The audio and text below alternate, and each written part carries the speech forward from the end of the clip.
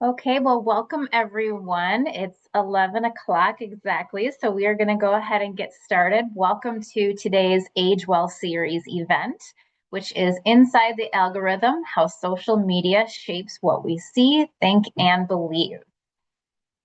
My name is Jill Rankin. I'm the Executive Director for the Wisconsin Institute for Healthy Aging, and we are very happy to have all of you with us today. And those of you who are listening to the recording afterwards, thank you for joining us. We aim to improve health and well-being of all people as we age here in Wisconsin, and we do that by partnering with a variety of different organizations. We provide training and technical assistance and coaching on all things healthy aging.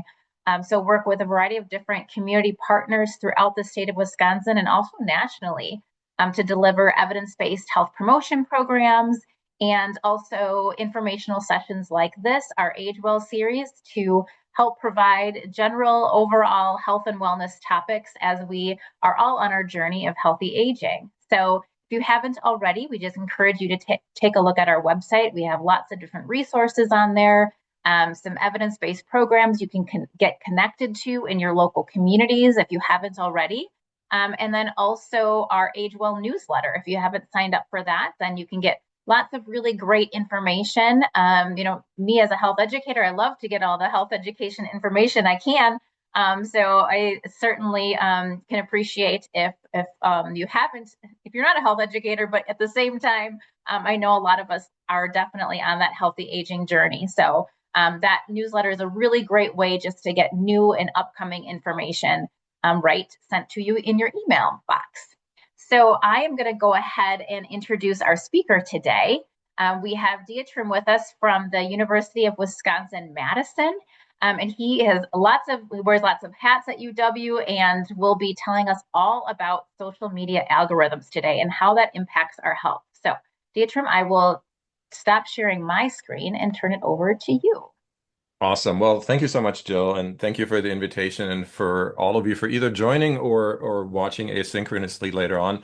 I like having that picture from the announcement because it just says so much about aging because that was taken obviously a long time ago, and I haven't gotten around to updating a picture to much more gray hair and so on and so forth. But let me share my screen here really quickly, and I hopefully this will show up on your end as well. I will try to monitor the chat while I'm while I'm talking as well. So if any questions come up, please feel free to throw them in there. I want to touch and Jill already outlined the general idea of the general topic, but I want to talk about three things in particular. One is I want to embed our larger discussion around where social media are going in kind of a just a landscape overview of where I think technology in our country and maybe globally is going just very quickly.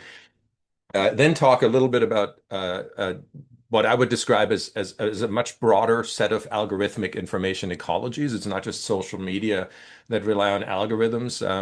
The Washington Post and other legacy news organizations use algorithms very much in order to target articles towards specific audiences. I'll talk about this and then leave you with a few challenges and I think opportunities hopefully ahead. Many of them related broadly construed to artificial intelligence. It's almost impossible to talk about the way we disseminate, create information these days without obviously talking about not just generative AI, but AI more broadly.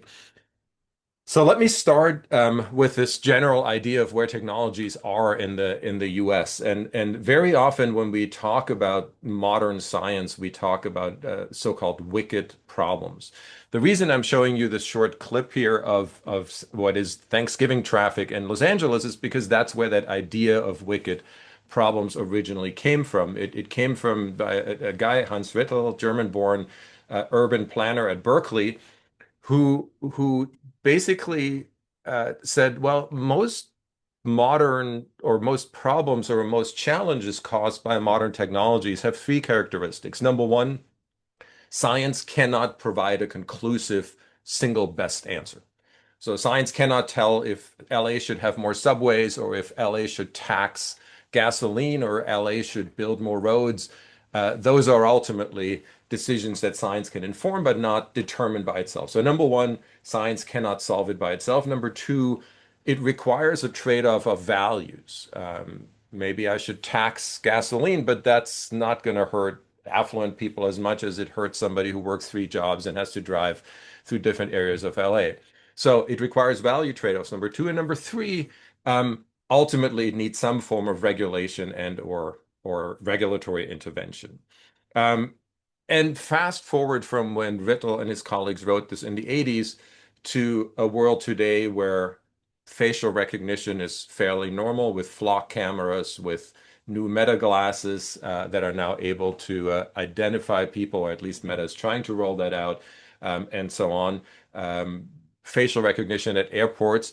And of course, also even more intrusive technologies like gait recognition. So basically, even if you're wearing a mask, even if cameras cannot recognize your face, the European community is using this, the US is using this, technologies that allow us to identify who a person is with the same accuracy that a fingerprint has, simply by how we walk, by how our body moves. And so, for example, for border control is where Europeans are using that. And you can already see how these problems are inherently wicked, right? Science can tell us what some of the opportunities are, some of the risks, but science can't tell us what we use them for, if we should use them in the first place. And the rights of to privacy conflict with rights to security and so on. So you see the wickedness in all of it.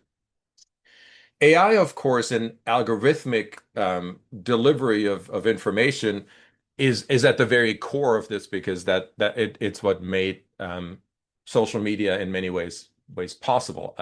Social media existed before AI in its current form emerged, but of course AI has been around as an idea for a long time. When Google bought a long time ago DeepMind, Demis Hassabis, who some of you know as the co-founder of DeepMind, described artificial intelligence back then as this ability to outpace A, human storage, and B, human ability to process the information that is being stored.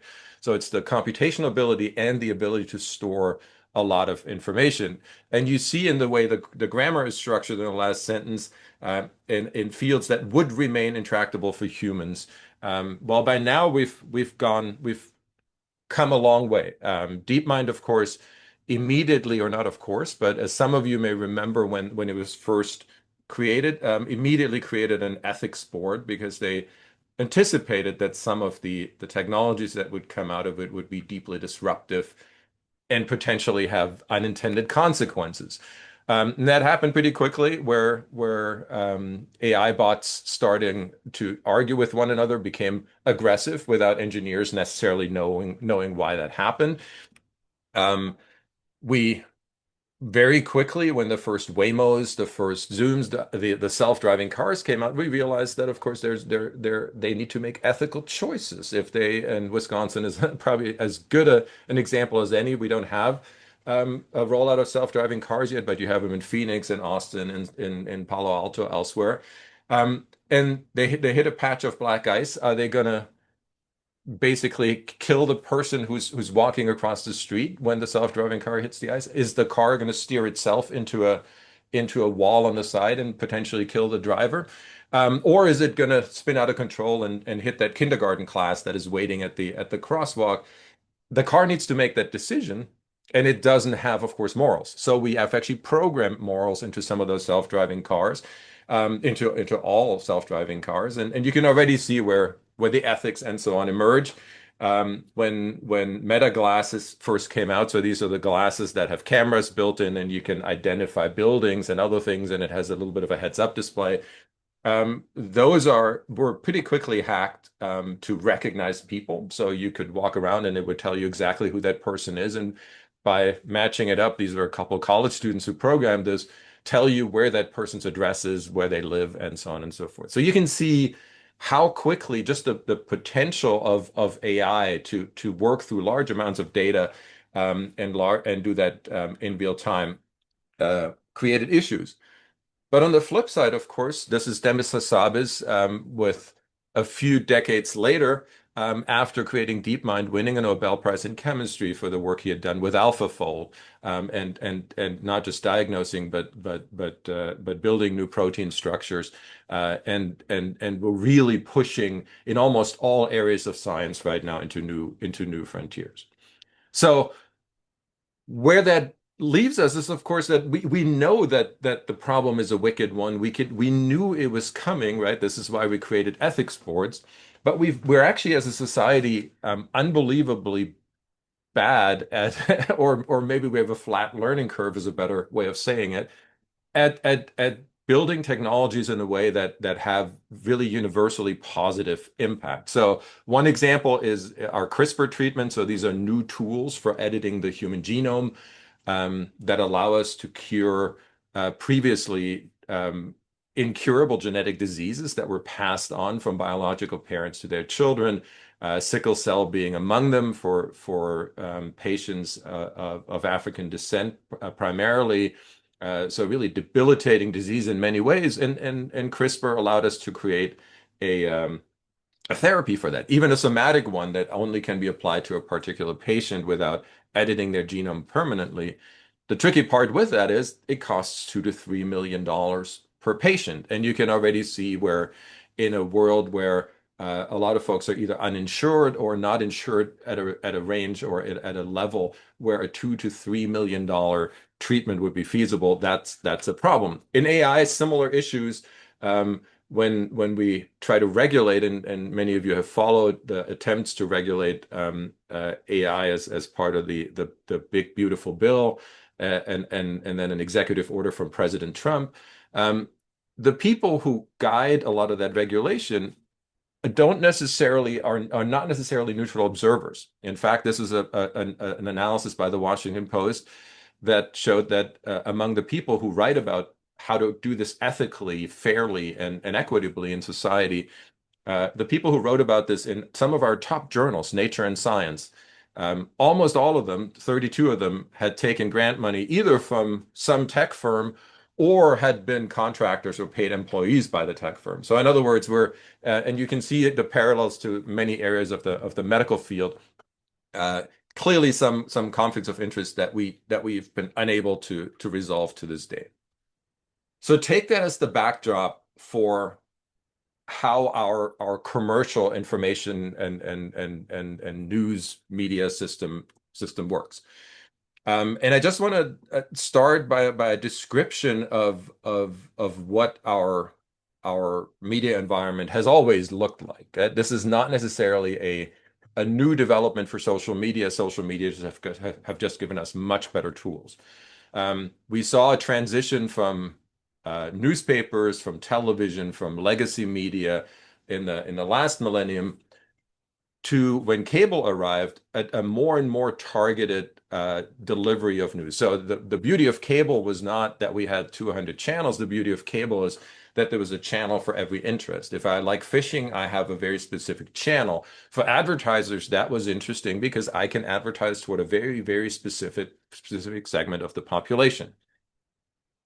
Put that on steroids, and you have what social media is doing, because social media basically can take every piece of evidence that all of us have ever produced, every click we've ever made on our iPad or our iPhone or Android, every photo we've ever looked at of another user on Facebook, every comment we've ever posted, every credit card transaction we've ever made is being collected by data brokers and synthesized into large amounts. Think AI, right? Much larger amounts than any human could ever go through.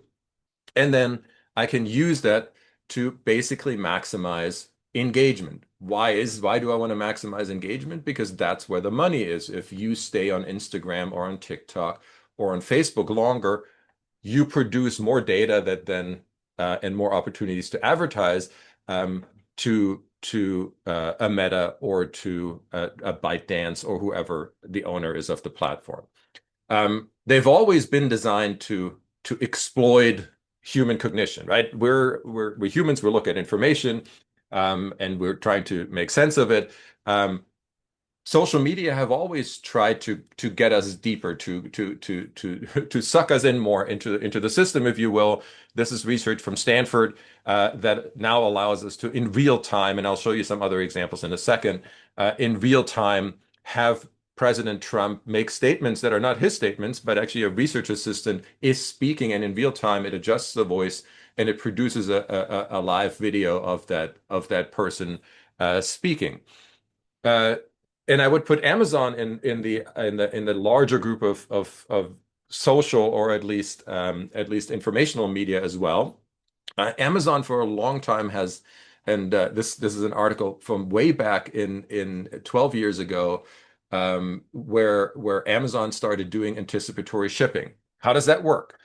Think about, you have Prime, you expect your stuff to arrive overnight, but for Amazon, that's actually pretty expensive. Let's say you order, I don't know, a garden hose, right? It's spring, you want to order a garden hose, 50 feet, particular type, you want to get it overnight. Well, it's really expensive for Amazon unless they know that you probably want it, so they can ship it from their California warehouse to an Illinois warehouse because you have done a bunch of searches on it, because your friends have purchased it. Maybe you asked your Alexa questions about it, or your Google Home device, or just your Apple Watch listened to you talking about garden hoses, or you spend too much time in Home Depot. So now I can predict that you're most likely going to buy this. I'm going to ship that thing to Illinois. By the time you press the purchasing button, all it takes is a quick trip up to Wisconsin, and Amazon has saved a whole bunch of money by basically mining every piece of data that you could possibly provide them with. As I said, that has then pretty quickly also translated into where news media went. Yahoo, Washington Post, New York Times, all these places are routinely now doing A/B testing. What does that mean? That means when an article is being written, five different versions, plus minus a few others, but maybe it's three, maybe it's five different versions, go online. They have a slightly different title, they have a slightly different lead, but they're the same article. Within 15 minutes, within 15 minutes, organizations know how that article performs. Was it shared? Was it liked? How much time, how many seconds did people spend reading it? And then whichever article wins after those 15 minutes, that's actually what ends up in either the print edition, if there still is one, for the New York Times, or gets prominently placed on the website, or gets placed on social, and so on and so forth. Sometimes when you search an article that somebody else has sent you and you find one, but it has a slightly different headline, you ran into one of those A/B tested ones where whatever was shared with you first was actually a different one that what they went with later. Take Facebook, take Twitter/X, take Google, take TikTok, take ChatGPT or Claude or any other AI bot and client that you want, and the exact same thing will happen. We went from, and the key word here is we went from broadcasting, so taking a lot of information and sending it to all Americans, 400 million Americans, to narrowcasting, meaning we're now taking all available information and we're targeting it toward you as an individual based on your interests, based on your preferences. And the result are what's often called echo chambers, right? So that we're basically sitting and hearing more and more of what we already want to hear, because we're interested in it, and less of what we should be hearing because it's actually democratically important to hear views that we're either not aware of or maybe even disagree with. And now we've also entered a world where a good chunk of what you see in news coverage is AI generated, at least partially. That has always been the case for things like stock market news, where it's easy to write an article, right? Today, Meta outperformed expectations by X%, blah, blah, blah. AI can easily write this based on numbers that you give it. But now we're seeing more and more articles also written by generative AI, including experiments at the LA Times to have columns, op-eds written by humans, and then have the counterpoint written by AI. That was a bit of a short-lived experiment because in one of the first counterpoints that was written by AI endorsed the KKK, which for obvious reasons was somewhat undesirable, to put it euphemistically.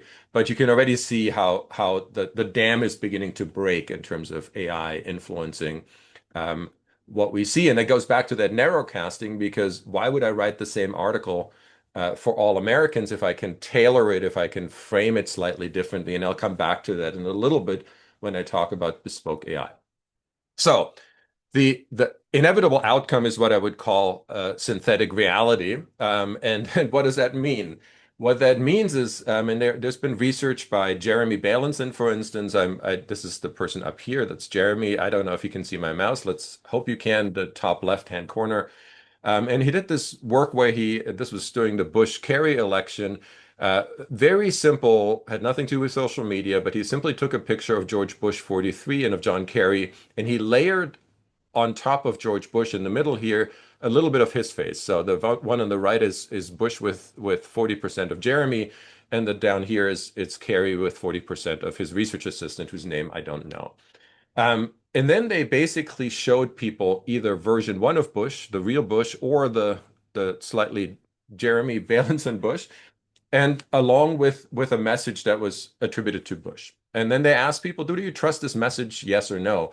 And people, unsurprisingly, trusted this the message with their own face layered on top of it. So this is not, they didn't see Jeremy, they saw a version of their own face layered on top of Bush. They trusted the message by a Bush with their face layered on top of him more than they did the regular George Bush, and same thing for John Kerry. So think about this as you're sitting in front of your laptop, right? You have your camera.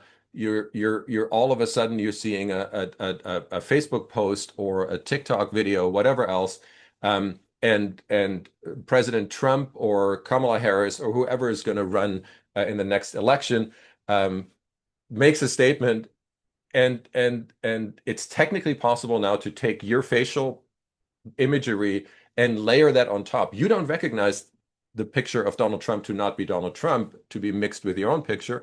You simply respond to that stimulus. And you can already see where the ethical, the moral, the kind of dilemmas open up. Um, this is perfectly, and I'm going to stop this just for the audio, but just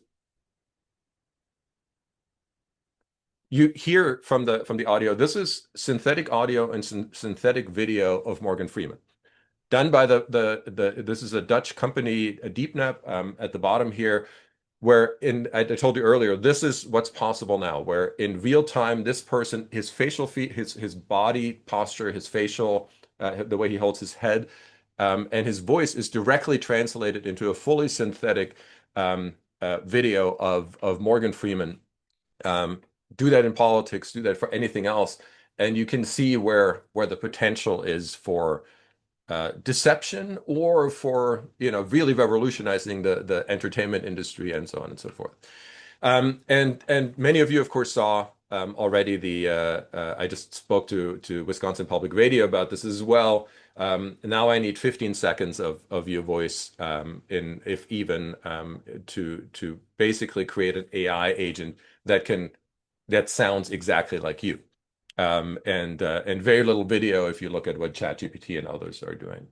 So the tricky part with all of that is, of course, that it fundamentally reshapes what our information system looks like, and it does that partly because of AI, but partly because of how our habits for news have changed. This is probably depressing for a good chunk of us. And if you just, again, hopefully you can see my mouse on the top right-hand corner, the 35 plus, that's what this source categorized as old, 35 plus.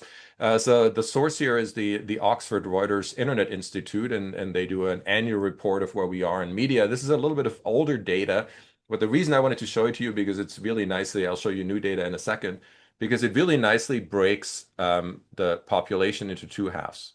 On the right here, where it says aggregators and everything to the right, that's where the longest bars are the raspberry, whatever, purple ones, right? So this is me in the morning. I grab my phone, I go to a news aggregator like Apple News, I get news alerts from the New York Times. I may go to the New York Times website, I may still read it in paper, I read The Economist in paper, and so on and so forth. And that's and I said this, it's dying out, and that's simply what's going to happen, right? We're all those generations who are used to that kind of news consumption are going to get older and older. Um, a generation is growing up, and they're in my large lecture courses at the university, for whom everything is algorithmically curated. So that's Instagram, that's Twitter, that's Facebook, that's TikTok, um, and any other social media, including messaging apps, where what they see is not what they're looking for. What they're seeing is what the algorithm determines to be relevant to them, what the algorithm determines to be of most interest to them, so they spend as much time as possible on a TikTok or on an Instagram. This is also why every single app that you have now has a browser built in. So Instagram, you have Safari or Chrome on your phone. Why does Instagram have its own browser? So you basically make the purchase within that app, and all the data and all the revenue from the data and the advertising stays within the meta universe or the metaverse, whatever, rather than going to Apple on Safari or to Google on Chrome. So, what do the later data look like? This is the last election, 2024 presidential election, and you can see the rapid growth rates of TikTok. President Trump, of course, initially wanted to regulate TikTok, then realized how important it was for his campaign, especially with Charlie Kirk and others, and younger influencers really building support among younger Americans for him. But you see that same cohort effect where in older cohorts, the growth rates are much flatter. We don't really use it, but algorithmically curated information is really the new normal for the next generation. And as they grow up, we know this from decades of research on newspaper readership, on television viewing, our habits of news consumption tend to stay pretty stable. And when I ask in my undergrad course, in my intro course, how many of them have any paid subscriptions, there are probably fewer in a class of 260, 270 students, fewer than 10 hands go up. And they probably mean by that they have a Netflix account that they actually pay for rather than stealing it from their friend's apartment, or a Spotify account. But very few have paid news subscriptions. So what does that mean for the future? And I just want to talk through a few likely things here, and then maybe a few somewhat troubling developments that I really think we as a society need to get ready for. One is playing off of the idea of narrowcasting. I already talked about this, right? We take all available news and we don't give people everything. But we tailor for each person what we think they're most likely to be interested in and stay with. AI now has put this on steroids because it's not just what I give you, but it's how I phrase it, how I tailor it to you that AI can do in real time. IBM calls it AI personalization. Most places go with a term that I put in the title of the slide here called bespoke AI. So AI that is really tailored toward our, and I put this a bit provocatively here when they supercharge our worst instincts, but it's not 100% wrong. And I just want to show you, I'll come back to this first graphic here in a second. But I want to show you a study that we did a while ago, when we basically gave people a mock-up version of news they can look up in there, or that they can look at on their timeline. And news about a potentially very boring topic. This is about nanotechnology being used, nano silver in particular, that has antimicrobial qualities, and the risks and benefits of using that in things like washing machines or creams or other things. We mocked up an article, so this was written by a science writer. We attributed it to the Ottawa Citizen. We wanted a Canadian source because we didn't want any of the US left versus right kind of dynamics. Worked better back then. I think now there would be some partisan leanings attributed as well. But we basically gave him this article, and then we said, well, you can look up a few additional articles, kind of basically a timeline of news. They were completely random. What we were really interested in, would people go for the scientific topics? So is nanotechnology good for the economy? Is it toxic? Is it whatever else? Or would they go basically based on their preferences? So is that tailoring that we're doing toward people's political preferences? We put MSNBC as left, we put Fox News as right, and we put Canadian Broadcasting as neutral. They were completely randomly assigned for each person, so each article and each source were randomized throughout. What we wanted to know is, are people going after what they should know, meaning the topic of the article and what they might want to know in it about the topic, especially when we asked follow-up questions, or would they simply go, regardless of what the content is, simply go for uh, uh, basically the thing that reinforces the content that reinforces what they already believed. And all of us, unfortunately, do the latter. These findings are as clean as they're depressing. The these are the people who clicked first on an MSNBC link. And you can see this is down here. They self-identify as liberal or conservative in the survey? If you're liberal, you're significantly more likely to first click on MSNBC than Fox News.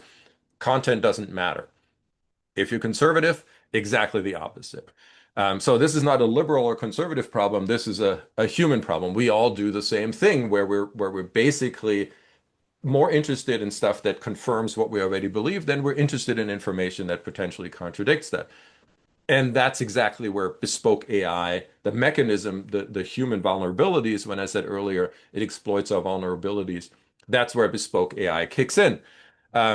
Google now allows you to basically let your news diet on Google News or whatever else be influenced by all the behavioral data that you fed Google and location data over the years.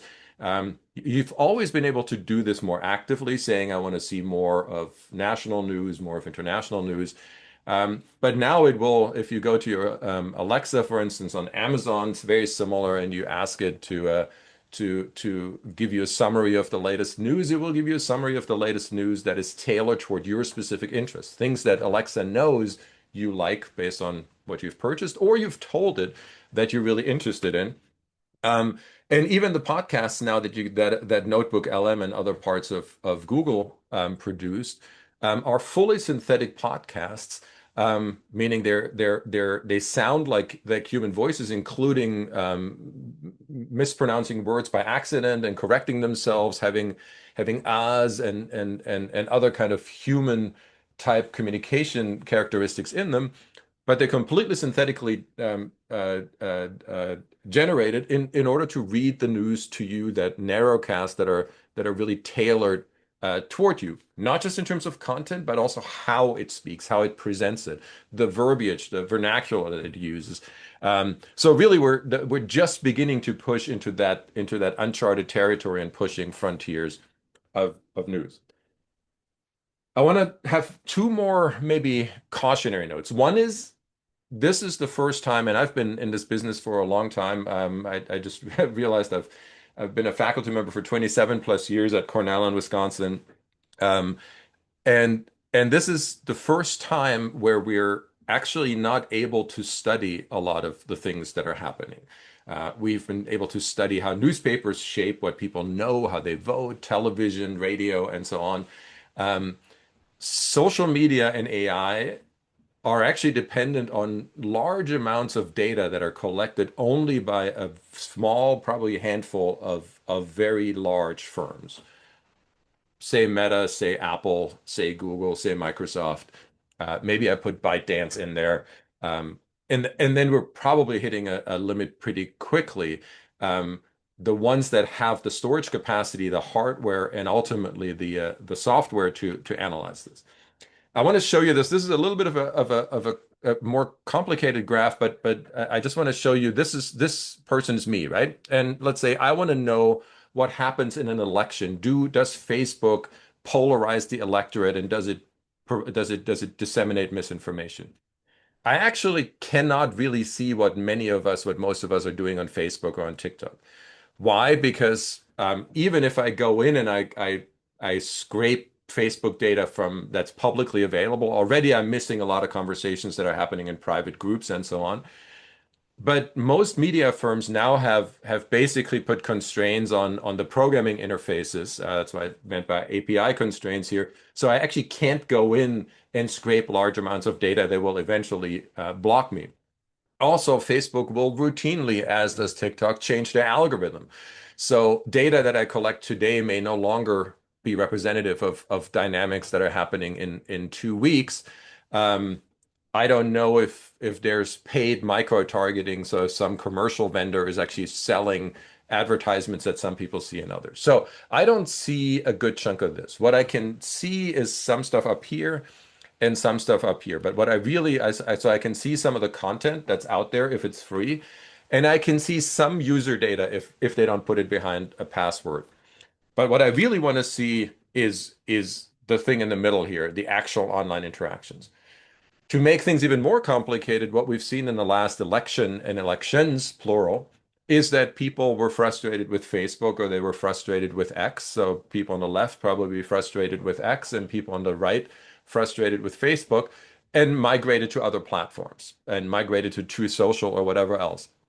I can't, as a researcher, I can't analyze any of these data because I don't have them. Only Meta has them. Only Google has them. Only Microsoft has them. And they don't share them um, because they claim that this is intellectual property. And that's beginning to be, and some of you will remember the jury trials that we saw recently, a real problem because those jury trials are talking about harms of social media to certainly younger constituencies and teenagers, but also in politics. So what Meta has done is Meta has actually partnered with academic institutions to research the effects and show that they're if or to examine if they're effects. Those came out in some of the top journals. Science is one of them. And you see from the headline already what the conclusion is. Are they wired to split, right? Is Facebook designed to divide us as a country to make us more polarized? The tricky part is how that research is done at the moment. And I think it's a real time bomb that we're sitting on that is not dissimilar, as I will tell you in a second, from tobacco and from fossil fuel. So what they do is they go out, they find a bunch of researchers, they handpick them. They don't share all the data with those researchers if they're Facebook. They don't share the raw data. They only share data that they have curated.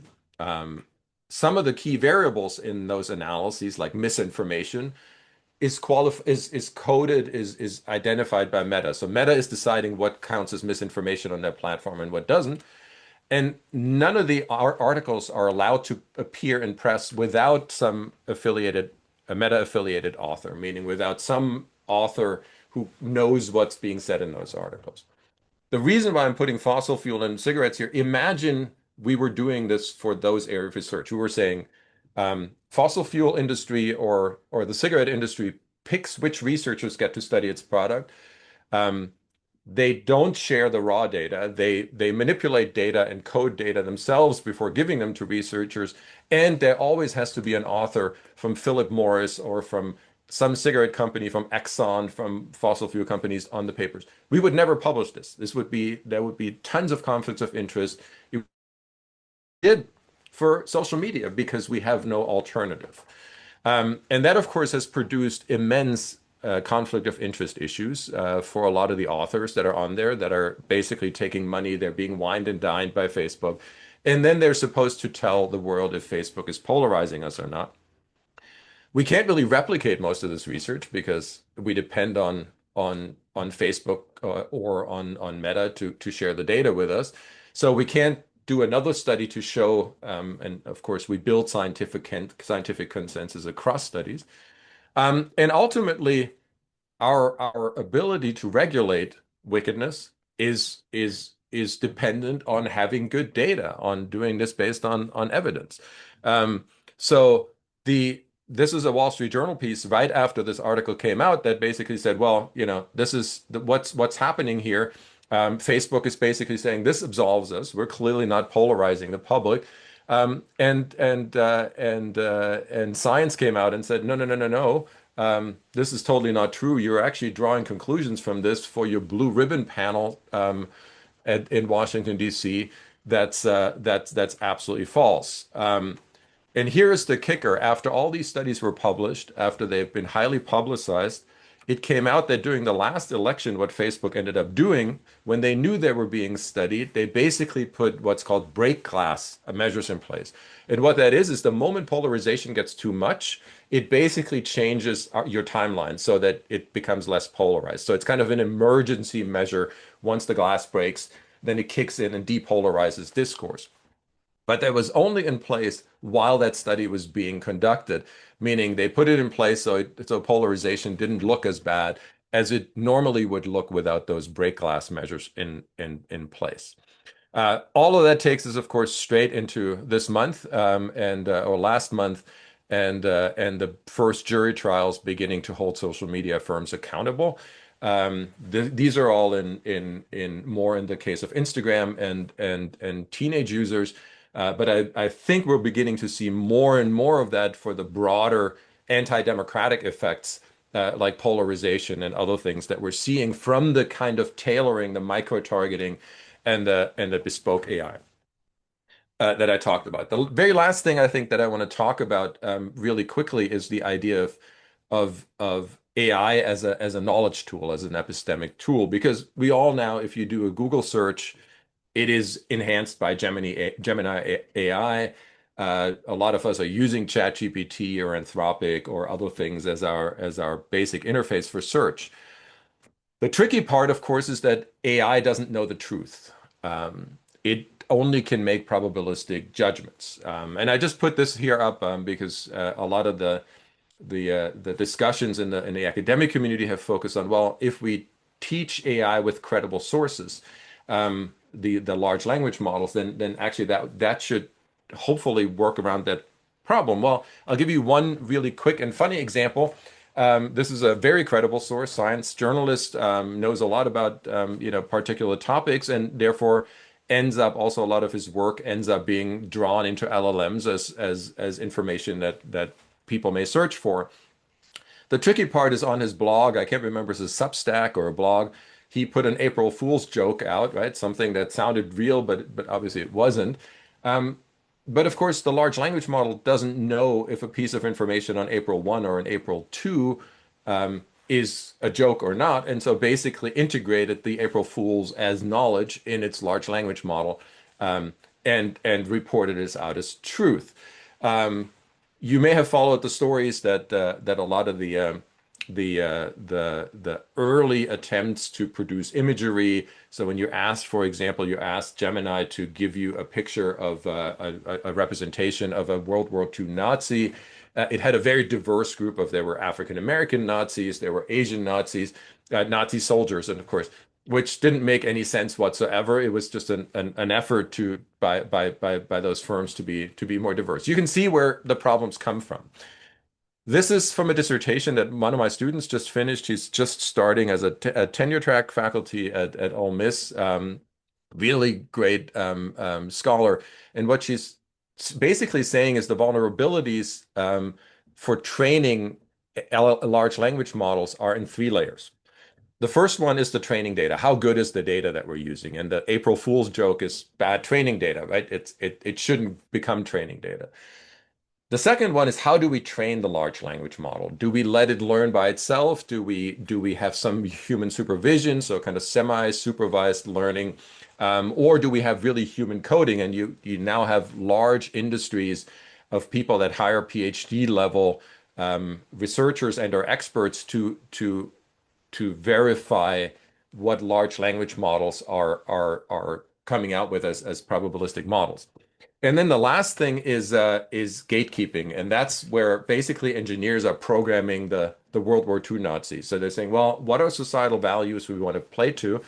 One of them obviously is the idea of not just representing young white males or whatever other more privileged group, but being more diverse. And that makes sense in a lot of contexts. It doesn't make sense in the context of not World War II Nazi soldiers. And so you can see how and this is her cheese model saying errors can fall through the cracks in at every level with holes opening up either in the training data, the process, or the gatekeeping. Um, the last thing that I'll show you, and I just for the sake of time, I don't want to go for too long. I will have some other stuff in the slides, but I want to leave you with that as the last one. This is becoming to be an issue in academia as well. It's a bit of a funny one. So one of my students came to me as a PhD student, and she came to me and she said, "I got this review for a journal article." So she submitted an article, and you get anonymous reviews back that tell you how to improve it. And this is what the person wrote, saying in the literature review, "You're really missing key literature. There are exceptional omissions, including this article." So the tricky part, I'm very flattered by this person thinking that my work is an exceptional omission, except for this is not my work. This article doesn't exist. Right? This is all the authors exist. They're real authors. The topic is roughly there. I've published in the Proceedings of the National Academy of Sciences, but this article does not exist. You can look it up. It doesn't. It just doesn't exist anywhere. Um, and what ended up happening is this person who wrote the review clearly wrote it with AI. Basically uploaded the article and said, write a review, and the article did three cheese model basically hallucinate what their recommendation. They thought it was a pretty good explanation, and gave in academia something that is completely false. But the kicker is, so Anji, who is the PhD student, went back and basically said, can you tell me some key findings from this article? So because she knew it was fake, and what ChatGPT does, rather than acknowledging its mistake, it doubles down on on its mistake and said, "Got it, homie. Here's what Brazar Choi, Philip Kim, and Lewinstein found in that PNAS paper," and gives a detailed overview of a paper that doesn't even exist. Right? So we're not just talking social media and maybe misinformation floating around on social media. We're not talking about tailored news where you're seeing just what you want to see and not what you should be seeing or what you maybe even disagree with, which is democratically hugely important. We talked about all of these over the course of the last now 40 minutes. We're now talking about an academic environment where some of those large language models produce, number one, inaccurate content, and then number two, double down on it rather than correcting their errors, but actually produce fully fabricated content, academic content, if people ask about it. In this case, I know what I've written and what I've not written, right? This is why it was funny. But even my student came to me with a genuine answer saying, can you give me a copy of this article? I cannot find it.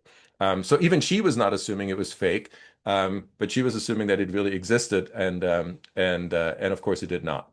I have some other slides and I don't know if the organizers will share the slides with everybody that have a little bit more information on it, but I think I will leave it here just for the sake of time, and to hopefully be able to answer a couple questions, but turning it back to the organizers first. Thank you so much. Wonderful. Thank you so much. So we will have some time for questions and answers. I'm just going to go through a few last minute or follow-up things here. So please, so when you exit out of Zoom today, you will be asked to share your feedback. So please share your feedback on the presentations today and other things you're looking for from the Age Well series. You can be entered to win an Age Well t-shirt. And if you found this event helpful or other Age Well series, please consider making a donation on our website. If you're interested in taking any of the WeHa webs or WeHa programs, we do have a list of all of our programs available on our website as well. So we would encourage you to visit the site and look for a workshop near you. And then just a last minute thing, we do have two more upcoming Age Well series that are planned. So on May 19th, how loneliness and isolation increase dementia risk. And on June 24th, the science of purpose, how meaning supports health and well-being. All right, so I will turn it back over to our presenter. If anybody has any questions, please feel free to use the chat, or you can come off mute and just ask a question.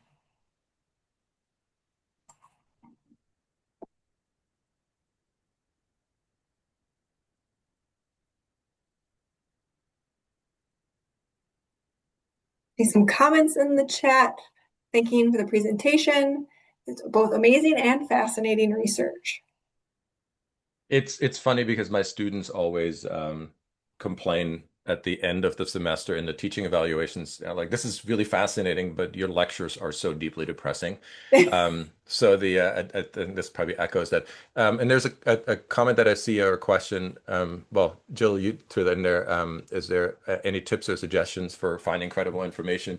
And it's I think there are probably two things that are really important. One is, and this is completely, social science research shows this again and again, um, the more diverse your information sources are, the better. So, and I'm a big fan and this is not an endorsement of the outlet, but one of the things I still read in print is The Week, and The Week is a weekly magazine that summarizes content around different issues. So let's say the Iran conflict, let's call it a conflict.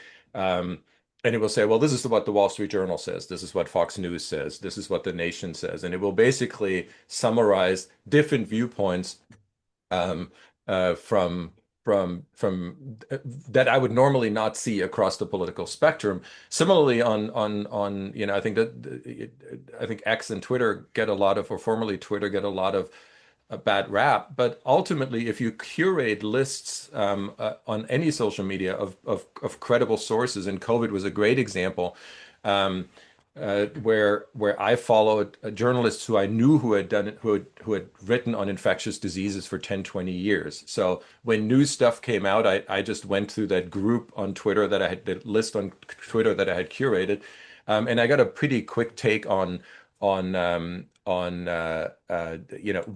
are those experts telling me is right or is not right in almost real time. So that goes back to maybe a second point, and I'm a big fan of Franz Kafka, the Czech German Jewish author. Who many of you know, he's written the trial and other things.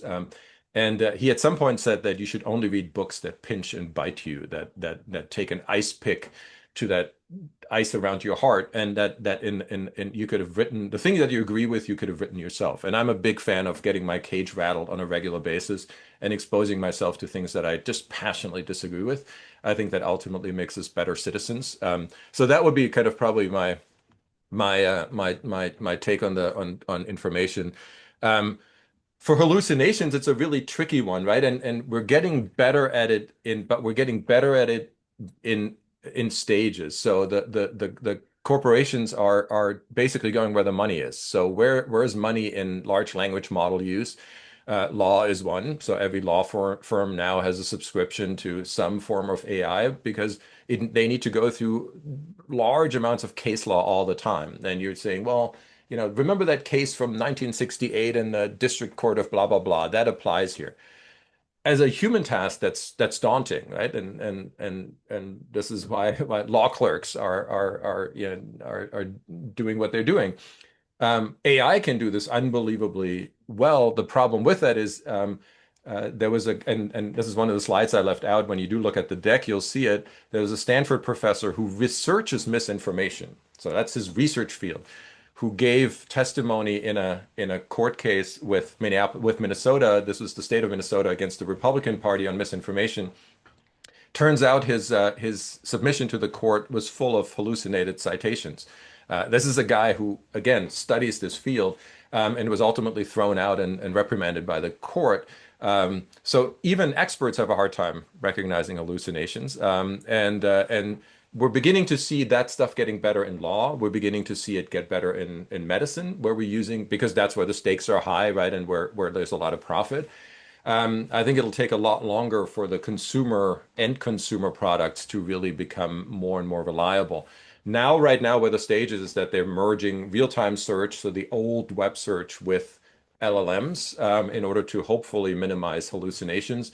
But they do exist, and you'll see them all the time. I think that's why, I know it makes me sound old, but that's why using legacy media and good journalism will continue to be, I think, hugely important. Um, and and Yeah, and an interesting thing. So for staff photos and removing photos, I'm just trying to read through the things while talking. I'm not very good at multitasking, in case you haven't figured that out yet. Um, the removing images. So this is where, again, my students would have a field day, because it's way too late, right? If I go and my parents still live in Germany, I check in at Atlanta for a flight to Stuttgart or to Paris. I don't have to show a passport anymore. It's just facial recognition will do that. Why? Because there's so many pictures. It doesn't matter what your pictures are. There's so many pictures that have been taken of you by surveillance cameras, by friends who on Google Photo or Apple Photo have tagged you and said that this is my friend Peter or Jill or whatever else. that, and all of those data, of course, are being coded. The government cannot collect these technically, but they can purchase them from data brokers, which means I have never given my photo to Delta Airlines, right? I've never given my photo to the FBI. Well, I probably have because I'm an immigrant, so I have my picture taken at immigration every time. But ultimately those pictures are out there, and as I said, even if you put on a mask and you don't want to be recognized, we're probably pretty close to where gate recognition is going to work for almost every American. So it's and there's large corporations, Palantir, others that are just specializing in the idea of AI-based policing and merging databases. That was the basis for that, and this is probably the last thing I'll say on that question. But that big conflict between Anthropic and the Trump administration that you probably heard about in the last 4 weeks or so, when Anthropic, maybe is longer than that, when Anthropic basically said, we don't want to have, we will not allow the government to use our model without restrictions. And what they were pushing back against is mass surveillance. So this idea that the government will take all the data that they have, including all the location data that every one of our phones produces at any given moment, and use that to do basically almost unrestricted surveillance on American citizens, which of course an AI system, especially a powerful one like Anthropic, and Claude allows them to do. So they were trying to push back against that idea and saying, look, we as an industry are we as a corporation, not a whole industry, are taking a stance because we don't want to enable that ubiquitous surveillance that a Palantir, and Palantir as a company is an interesting one because Peter Thiel founded that, who of course has been a big donor to the Trump campaign for both the first and now this administration. That doesn't make it a partisan issue, conservative or Democrat. Um, because if Democrats are in the White House, we're going to see some of the same push for surveillance and other things. So it's I wish I was more optimistic about us being able to roll this back. I don't think we will. The question is, how can we guardrail this moving forward? Because I think the genie's out of the bottle and it won't go back in.